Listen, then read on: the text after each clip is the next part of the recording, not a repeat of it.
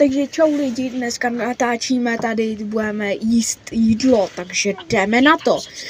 A zase tady máme youtubera a jak jsem říkal, tak 250 odběratelů, takže takhle ho vidíte. No a jdeme žrát, to nás neomlouvá. Takže máme tady první, nějaký bublegum, ale to si necháme skoro až na potom.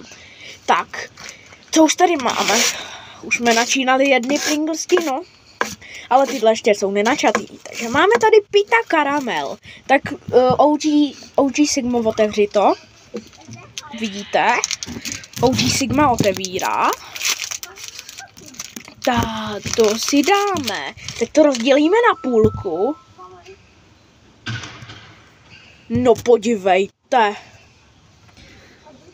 No.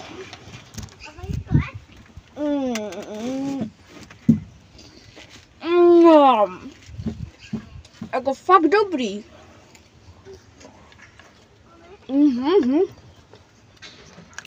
Lentilka, chytaj.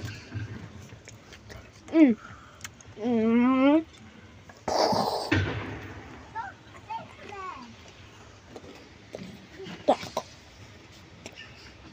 A teď vám ukážeme pravý český kraj.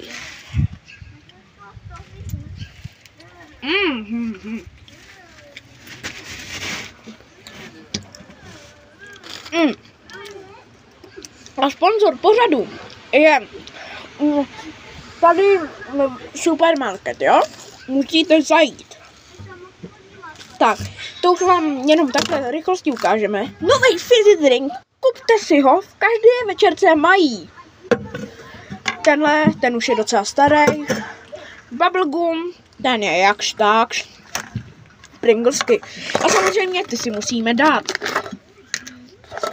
Ty neujdou, Pringlesky. Ty se dají všechno koupit v jednom.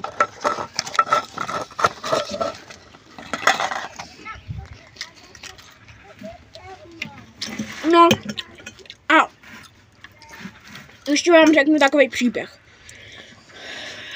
Nebo spíš, ne příběh, ale něco vám řeknu, jo.